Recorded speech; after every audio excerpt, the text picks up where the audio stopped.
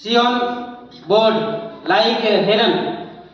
There is a problem. A decrease of 20% in the price of a cycle increase its demand by 20%. The effect on the sale of the shop is, देख लीजिए इसके meaning को थोड़ा हम हिंदी में समझेंगे कि साइकिल की कीमत में 20% की अवृद्धि हो जा रही है, 20% कम हो जा रहा है, कमी हो जा रही है, तो उसके डिमांड में 20% बढ़ जा रहा है, डिमांड 20% बढ़ जा रहा है, तो उसके दुकान के सेल में क्या प्रभाव पड़ेगा यह हमें ज्ञात करना है। दुकान के सेल में कमी होगी या दुकान का सेल बढ़ेगा, इसके परसेंटेज को निकालना है। तो हम क्या करेंगे, सबसे पहले इसके लिए देख लीजिए। First let the initial price,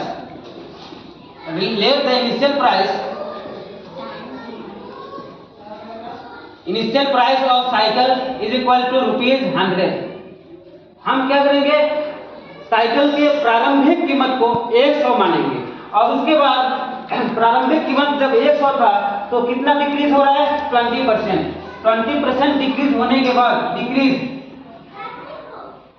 20% हम निकालेंगे 20% ऑफ 100। तो इसको हम सिंपल फ्रैक्शन में चेंज करेंगे तो 20% को 20/100 इंटू 100 एंड 100 कैंसिल 20 रुपीज, यानी कि 100 रुपये अगर साइकिल की कीमत को दर्शा रहे हैं तो 20 रुपये कम हो गया।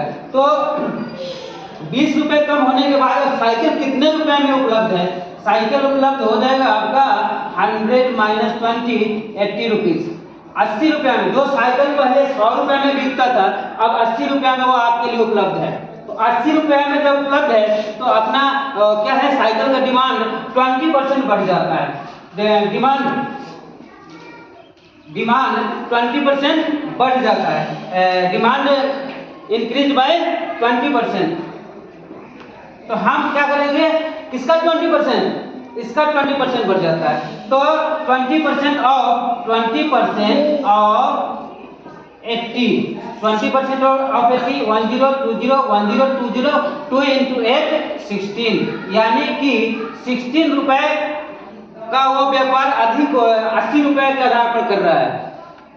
तो उसका टोटल व्यापार कितना हो रहा है, टोटल उसका बिजनेस कितना का हो रहा है, 80 + 16 इज इक्वल टू 96 रुपीज।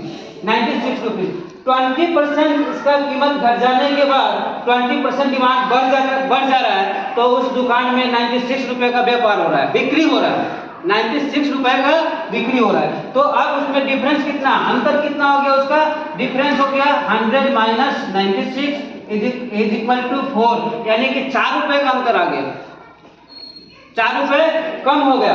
तो 4 रुपए जब कम हो गया तो हम इसको डिफरेंस परसेंटेज निकालना है। Difference percentage is equal to 4/100 into 100। यह 100 क्या है, इनिशियल प्राइस, और यह 100 क्या है, परसेंटेज में चेंज करने के लिए 100 से मल्टीप्लाई करा, 100 और 100 विल कैंसिल 4%। तो 4% क्या हो गया, डिक्रीज हो गया, 4% डिक्रीज। तो इसका सही ऑप्शन कौन सा होगा भाई, ए। A problem is there on the base of simple interest. A sum of ₹600 amounts to ₹720 in 4 years in simple interest. 600 रुपए की राशि 600 रुपए की राशि 4 वर्षों में 720 रुपया हो जाता है।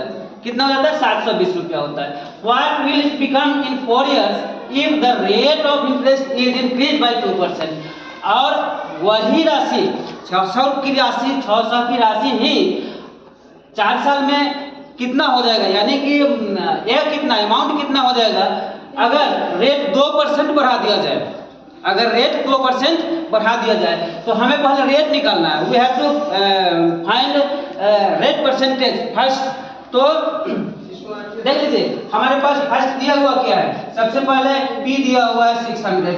जब हम रेट निकालेंगे तो रेट निकल जाएगा, तब उसमें 2% इंक्रीज करेंगे। अब 2% इंक्रीज करने के बाद कितना अमाउंट 4 साल में होगा वह स्पष्ट हो जाएगा। P ₹600, उसके बाद A दिया हुआ है, A 720, हमारे पास SI नहीं है तो SI निकाल लेंगे। आपको पता है A minus P, SI is equal to A minus P, A 720 minus 600 कितना हो जाएगा बोलो? 120 रुपीज, 120 रुपीज SI हो गया। अब हम फाइंड करेंगे क्या? SI हमारे पास ज्ञात है P और SI ज्ञात है T 4 इयर्स यह है तो हम अब निकालेंगे R।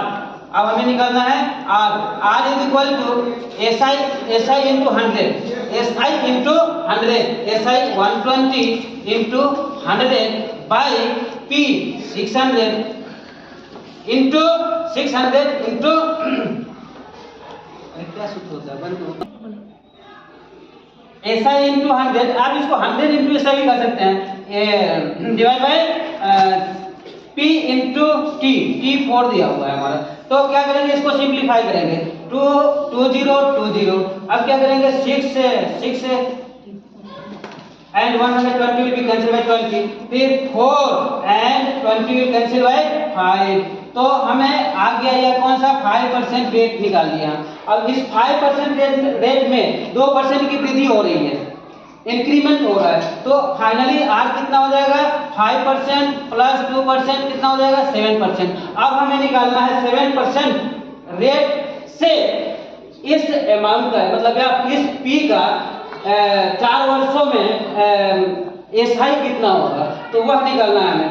अगेन देखिए इधर, अब हमारे पास क्या है, P 600, R 7% और T 4% है। अब हमें SI निकालना है। SI इक्वल टू पता है आपको, PRT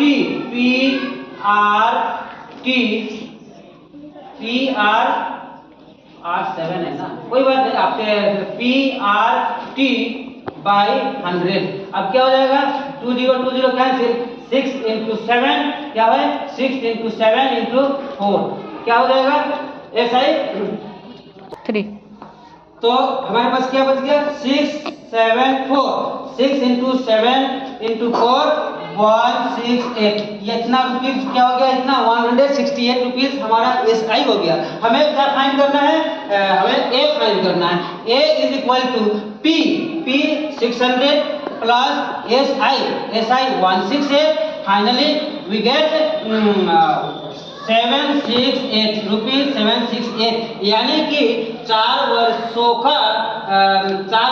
बाद 7% रेट से 600 रुपए 768 रुपए हो जाएंगे, 768 रुपीज हो जाएंगे। तो इसमें हमारा यह B वाला सही है, 768।